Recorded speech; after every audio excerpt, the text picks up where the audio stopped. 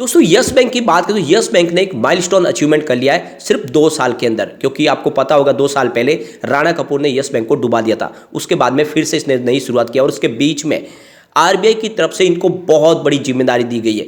यानी जो digital rupee यहाँ पे लॉन्च हो रही है उसमें यस बैंक को भी हिस्सेदार बनाया गया। ये बहुत बड़े गर्व की बात है क्योंकि इसके साथ में जो बैंक है वो आप देख सकते हो, हिंदुस्तान में तो बहुत सारी बैंक है, चाहे प्राइवेट सेक्टर की हो या फिर सरकारी बैंक हो, लेकिन उस सारी बैंकों की भीड़ में से आपको यहाँ पे स्टेट बैंक ऑफ इंडिया जो भारत की सबसे बड़ी सरकारी बैंक है, उसके बाद है आईसीआईसी बैंक जो इंडिया की सबसे बड़ी प्राइवेट सेक्टर की बैंक, और आईडीएफसी फर्स्ट बैंक और यस बैंक, इन 4 बैंकों को चुना गया है आरबीआई की तरफ से डिजिटल करेंसी की लॉन्चिंग के लिए, और यहां से अब शुरुआत होगी।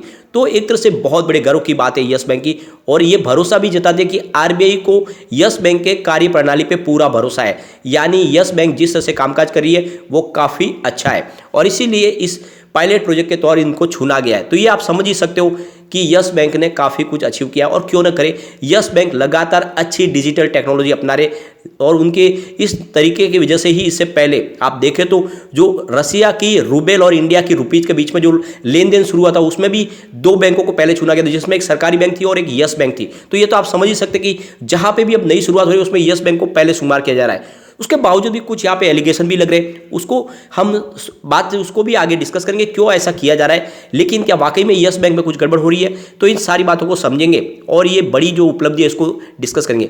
यहाँ पे आप देख सकते हो यस बैंक की अगर हम बात करें, स्टॉक 400 के आसपास था 2018 में, लेकिन जब राणा कपूर का घोटाला उजागर हुआ उसके बाद स्टॉक ने जो गिरना शुरू किया तो बिल्कुल 10 रुपये के आसपास आके रुका। अब आप देख सकते हो कि स्टॉक ने फिर से दौड़ना शुरू भी किया है। पिछले 1 साल में इसने अच्छा खासा लोगों को रिटर्न भी दिया है। ये 11-12 रुपीज़ है स्टॉक, देख सकते हो कि इस समय 17 के आसपास है, और इसने 18.20 की हाई भी बनाई भी रिसेंटली। 38.89% के इसने अच्छा खासा रिटर्न भी दिया है लोगों को। सिर्फ 6 मंथ के हिसाब से भी निवेश देखें तो 33% का अच्छा रिटर्न देखने को मिल रहा है, और 1 मंथ के हिसाब से स्टॉक ने 5.74% की तेजी दिखाई है। 5 डेज के हिसाब से भी 2.04% की तेजी दिखाई है। यहाँ पे देख सकते हो इसका 12 रुपीज़ 52 वीक का लो और 18 इसका 52 वीक हाई है। फिलहाल स्टॉक 17 के आसपास है। वॉल्यूम में ज़बरदस्त बढ़ोतरी हुई, हमने फ्राइडे को बहुत ही शानदार वॉल्यूम देखा है।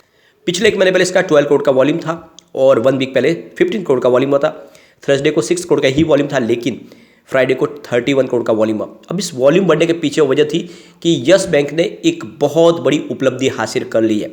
यानी आप देख सकते हैं यस बैंक को एक बहुत बड़ी रकम मिलने वाली है एडवेंट और कार्यालय की तरफ से, और इस डील को आरबीआई ने हरी झंडी दे दी है, और इसी वजह से ये माहौल पॉजिटिव बना। इसके बीच में जो सबसे अच्छी खबर यह है कि यस बैंक ने अनाउंस किया है कि वो डिजिटल रुपया जो हमारा हिंदुस्तान का डिजिटल करेंसी है उसकी लॉन्चिंग की शुरुआत कर दी है, और उनके बैंक से भी ये कारोबार आगे बढ़ेगा क्योंकि आरबीआई की तरफ से उनको इसके लिए परमिशन दी गई है। अब इस मौके पे प्रशांत कुमार की तरफ से बहुत बड़ा बयान दिया गया। उनका कहना है कि हमारा निरंतर ये प्रयास रहा है कि हम कस्टमर को लेटेस्ट टेक्नोलॉजी से अवगत कराएं और जमाने की सबसे शानदार सर्विस उनको प्रोवाइड कराएं, और लेटेस्ट बैंकिंग अनुभव कराने के लिए और ज़्यादा से ज़्यादा इस टेक्नोलॉजी में नई जितनी और संभावनाएं वो तलाशने की हम कोशिश करते हैं। और इसीलिए आरबीआई ने डिजिटल जो करेंसी लॉन्च हो रही है उसमें हमें हिस्सेदार बनाया है, और ये हमारे लिए बहुत बड़े गर्व की बात है कि आरबीआई ने हमें इस लायक चुना है कि हमें इसका मौका दिया गया है बड़ी बड़ी बैंकों के साथ में। तो आप देख सकते हो कि बहुत ही शानदार यहाँ पे वेलकम किया गया है प्रशांत कुमार की तरफ से इस निर्णय को जो आरबीआई ने लिया है। ये जो डिजिटल करेंसी का जो प्रोजेक्ट है ये होलसेल और रिटेल दोनों सेक्टर में शुरू होगा, और कुछ चुनिंदा लोगों को इसकी सेवाएं दी जाएगी, और उसके बाद में इसको जांचा परखा जाएगा, उसके बाद में इसको धीरे धीरे और बढ़ाया जाएगा इसका दायरा। यानी आने वाले समय में इसमें 4 बैंकों में और इसकी सुविधा शुरू होगी। फिलहाल अभी 4 बैंक, उसके बाद में 4 बैंक और होगी। इस तरह से 8 बैंकों में ये डिजिटल करेंसी की सुविधा शुरू हो जाएगी। सरकार का विजन बिल्कुल क्लियर है कि आने वाले समय में पूरा का पूरा जो लेन देन है वो डिजिटल करेंसी के माध्यम से हो, जो फिजिकल रुपीज अब रखने का काम न हो। और आप देख सकते हो कि बहुत सारी ऑलरेडी डिजिटल प्लेटफॉर्म तो है जिसमें आप देख सकते हो रुपए है, या फिर आप देखें तो फोन पे है, गूगल पे है, लेकिन अब सरकार अपनी खुद की डिजिटल करेंसी लाने वाली है जो आने वाले समय में इसमें बहुत बड़ा बदलाव लाने वाली है। एक तरह से एक क्रांति आने वाली है। तो आप समझ ही सकते हो कि पूरा का पूरा ये अब समय चेंज हो रहा है, और इसके साथ में नई टेक्नोलॉजी भी आ रही है। तो ऐसे में डिजिटल करेंसी का ही जमाना होने वाला है। ये इसके लिए बहुत सारे रास्ते तलाशे जा रहे हैं। ये सबसे बड़ी बात है कि ये जो डिजिटल करेंसी का जो कामकाज होगा ये सेफ और सिक्योर बहुत ज़्यादा होने वाला है। यहाँ पे इसमें फ्रॉड की संभावना बहुत कम होगी, और इसीलिए इसको जल्द से जल्द अपनाया जाएगा लोगों के द्वारा। अब इसके बीच में अगर आप देखें तो यस बैंक को सबसे जो बड़ी सफलता मिली है कि यहाँ पे एडवेंट और कार्लाइल इन्वेस्टमेंट करने वाले हैं करीब 8,900 रुपीज़ का यहाँ पे, और इस फंड के माध्यम से आप देखें तो वो 10% की स्टेक भी लेंगे यस बैंक में, यानी कोई लोन प्रोवाइड नहीं कर रहे या फिर ब्याज पे पैसे नहीं दे रहे, बल्कि वो हिस्सेदार बन रहे यस बैंक की तरक्की के अंदर, और उनके बोर्ड में वो भी सदस्य बनेंगे। इसका मतलब एक बहुत बड़ा अचीवमेंट है। उसके लिए अगर आप देखें तो 640 मिलियन इक्विटी शेयर जारी किए जाएंगे, यानी 5,100 करोड़ रुपीज़ के, और 308 करोड़ रुपीज़ के इनको वारंट्स जारी किए जाएंगे, जिसकी प्राइस 14.80 रुपीज़ रखी गई है पर शेयर।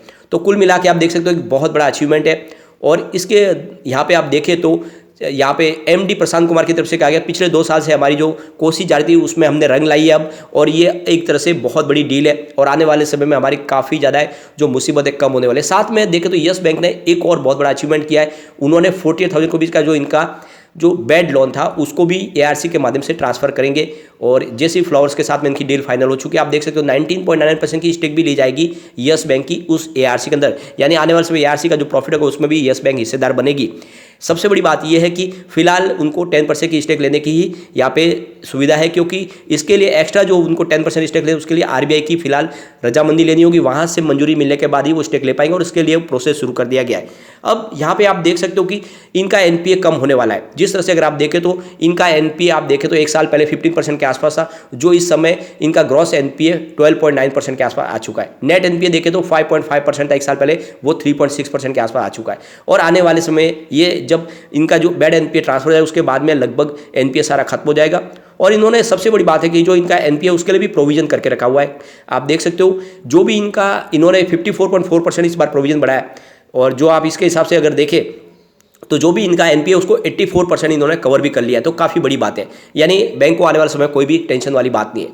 लेकिन इसके बीच में कुछ एलिगेशन लगाए गए सिराबस की तरफ से। सिराबस कैपिटल का कहना है कि हम इनको 8,300 रुपीज़ पूरा कैश देने वाले थे, और यहाँ पे उसके बावजूद भी हमको इसमें हमारे को हिस्सा लेने का मौका नहीं मिला, जबकि वो तो ऑलरेडी यहाँ पे 12,000 करोड़ रुपये की रकम तो देंगे, लेकिन सिर्फ वो 15% ही चुकाएंगे अपफ्रंट, बाकी सारा तो जब रिकवर होगा उसके बाद मिलने वाला है। तो अब तो फिलहाल उनको सिर्फ 1,800 करोड़ ही मिलेगा, तो फिर हमारी इस कैश की डील को क्यों ठुकराया गया?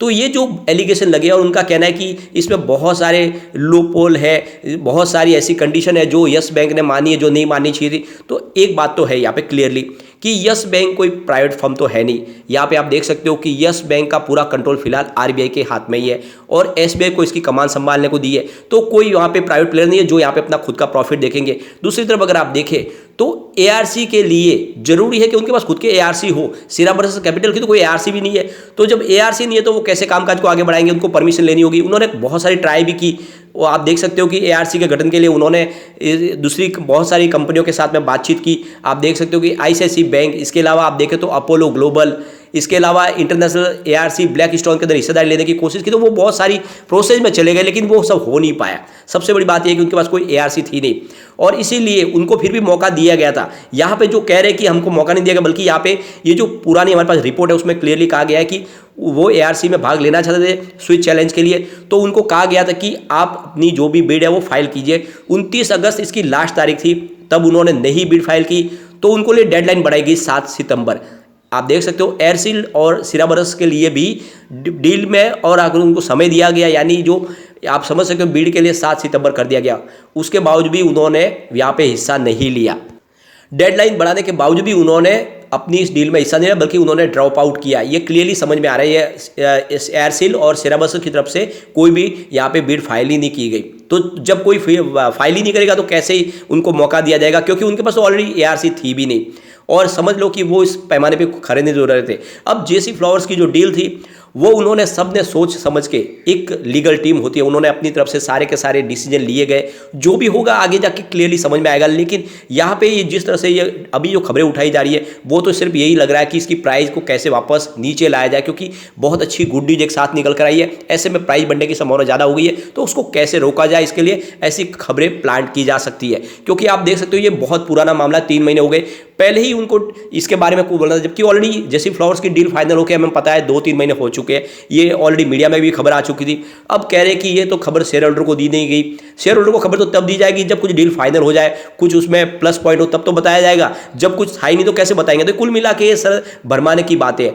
लेकिन बात तो क्लियरली यही है कि बहुत सारे टेंशन से बाहर यस बैंक निकल चुकी है और आने वाले समय डेफिनेटली इसकी प्राइस बढ़ेगी, तो बिना घबराए इन्वेस्टमेंट किया जा सकता है। लेकिन फ्रेंड, कोई भी इन्वेस्टमेंट करने से पहले अपने फाइनेंशियल एडवाइजर से बारे में ले ले या अपना खुद का रिसर्च करें, क्योंकि मैंने वीडियो आपके एजुकेशनल पर्पज के लिए ही बनाया। वीडियो पसंद आए तो लाइक से जरूर कीजिए और चैनल को सब्सक्राइब कर दीजिए। Thank you friend.